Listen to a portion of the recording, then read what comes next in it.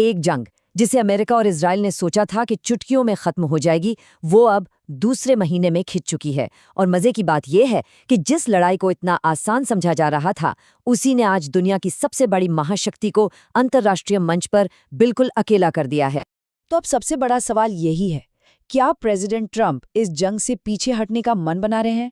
क्योंकि उन्होंने अचानक ईरान से अमेरिकी सेना की वापसी का इशारा तो किया है, लेकिन क्या ये वाकई में सच है या फिर किसी बहुत बड़ी रणनीति का एक छोटा सा हिस्सा?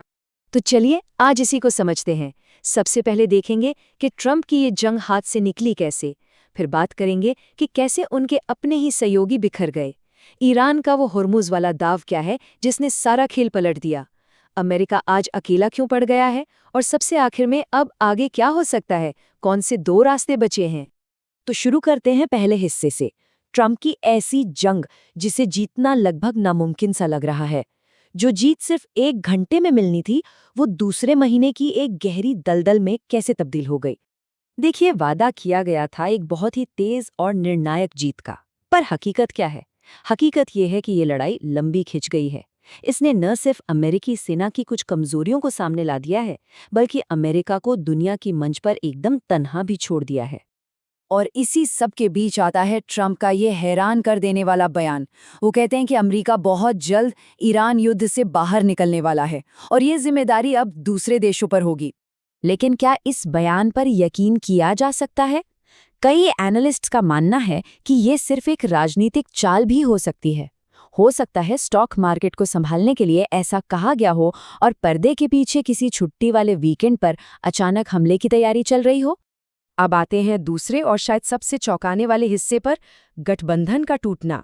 नेटो का ऐसा विरोध पहले कभी नहीं देखा गया। सोचिए, अमेरिका के जो सबसे पुराने और पक्के दोस्त माने जाते थे, वही अब हाथ पीछे खींच रहे हैं। हो क्या रहा है? वो अपने मिलिट्री बेस इस्तेमाल करने से मना कर रहे हैं, अमेरिकी वॉर प्लेन्स के लिए अपना एयर स्पेस बंद कर रहे हैं, बॉम्बर्स को रिफ्यूल करने से साफ इनकार किया जा रहा है, और तो और मिलिट्री हार्डवेयर की रिक्वेस्ट भी ठुकराई जा रही हैं। और ये कोई एक देश नहीं है।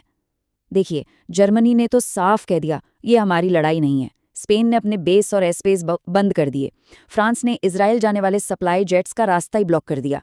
इटली ने अमेरिकी बॉम्बर्स को फ्यूल देने से मना कर दिया, और पोलैंड ने अपनी पेट्रियट मिसाइल सिस्टम देने से इनकार कर दिया।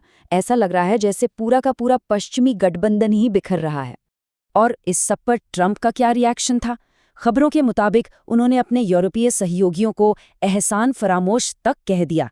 मतलब अब ये संकट सिर्फ जियोपॉलिटिकल नहीं बल्कि पर्सनल भी हो गया है, और एनालिस्ट्स मानते हैं कि ये नेटो के अंत की शुरुआत भी हो सकती है।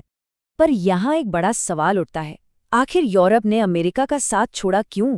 इसी को समझने के लिए चलिए तीसरे हिस्से पर चलते हैं, ईरान का हॉर्मुज़ वाला दांव। कैसे उसने एक समुद्री रास्ते को एक खतरनाक आर्थिक हथियार बना दिया। तो पहले तो ये समझ लेते हैं कि ये स्ट्रेट ऑफ हॉर्मुज़ है क्या। ये आप समझिए दुनिया की एनर्जी सप्लाई की सबसे अहम नस है। एक बहुत ही संकरा समुद्री रास्ता जहां से दुनिया का एक बहुत बड़ा हिस्सा तेल और गैस लेकर गुजरता है। अब ईरान ने यहाँ एक बहुत ही स्मार्ट गेम खेला। उन्होंने हॉर्मुज़ को पूरी तरह बंद नहीं किया, बल्कि इसे अपनी शर्तों पर चलाया। अमेरिका, इजराइल और उनके दोस्तों के लिए रास्ता बंद।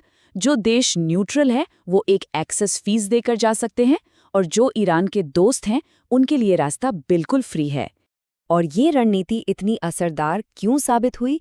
क्योंकि कई यूरोपीय देश अपनी 40% तक एलएनजी सप्लाई के लिए इसी रास्ते पर निर्भर हैं। डीजल, जेट फ्यूल और कच्चे तेल का भी एक बड़ा हिस्सा यहीं से आता है। तो जाहिर है अपनी इकोनॉमी को बचाने के लिए यूरोपीय नेताओं ने ट्रंप को नाराज करने का जोखिम उठा लिया। और इन सब का नतीजा क्या हुआ? हम आ गए हैं चौथे हिस्से पर। अमेरिका आज अकेला खड़ा है। जैसे जैसे पुराने दोस्त साथ छोड़ते जा रहे हैं, वैसे वैसे नए दुश्मन सामने आ रहे हैं। इस अकेलेपन को समझने के लिए बस 9/11 के बाद का वक्त याद कीजिए। तब नेटो ने इतिहास में पहली बार आर्टिकल 5 लगाया था, जिसका मतलब था एक पर हमला सब पर हमला। पूरी दुनिया अमेरिका के साथ खड़ी थी। और आज नेटो के वही सहयोगी मदद करने से साफ इनकार कर रहे हैं। अमेरिका सचमुच अकेला पड़ गया है। और एक तरफ जहां अमेरिका अकेला हो रहा है, वहीं ईरान को नए दोस्त मिल रहे हैं। रूस, अपनी न्यूक्लियर सबमरीन्स हॉर्मूज के पास तैनात कर रहा है। चेचन लड़ाकों ने कसम खाई है कि अगर अमेरिका ने जमीनी हमला किया तो वो लड़ेंगे। और चीन, वो ईरान को मिलिट्री हार्डवेयर और सैटेलाइट गाइडेंस तक दे रहा है। और सबसे बड़ी विडंबना तो देखिए, इजराइल, जो इस पूरे संघर्ष के पीछे एक बड़ी वजह रहा है, उसने भी अब तक जमीनी सैनिक भेजने का कोई पक्का वादा नहीं किया है। यानी जिस एक साथी पर अमेरिका सबसे ज्यादा भरोसा कर सकता था, वो भी पूरी तरह से साथ नहीं है। और ये सारी बातें हमें ले आती हैं हमारे आखिरी हिस्से पर, आगे के 2 रास्ते। ये प्रेसिडेंट ट्रंप के लिए एक आखिरी और शायद सबसे अहम फैसला होने वाला है। तो अब देखिए, यहाँ पर 2 ही रास्ते दिखते हैं। एक रास्ता है लॉजिक का, समझदारी का, कि भाई जीत का ऐलान करो और वापस निकल जाओ। इससे इज्जत भी बचेगी, पैसा भी, और सैनिकों की जानें भी। हाँ, हॉर्मुज का कंट्रोल ईरान के पास चला जाएगा, पर बड़ा नुकसान टल जाएगा। और दूसरा रास्ता, वो थोड़ा टेढ़ा है।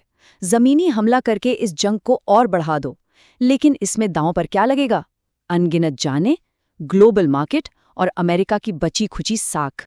और ताज़ा खुफिया जानकारी क्या इशारा कर रही है कि अमेरिका ने हाल ही में मिडिल ईस्ट की तरफ और भी ग्राउंड सपोर्ट एयरक्राफ्ट भेजे हैं। ये एक सीधा संकेत है कि ट्रंप शायद दूसरे, यानी ज्यादा जोखिम भरे रास्ते की तरफ ही झुक रहे हैं।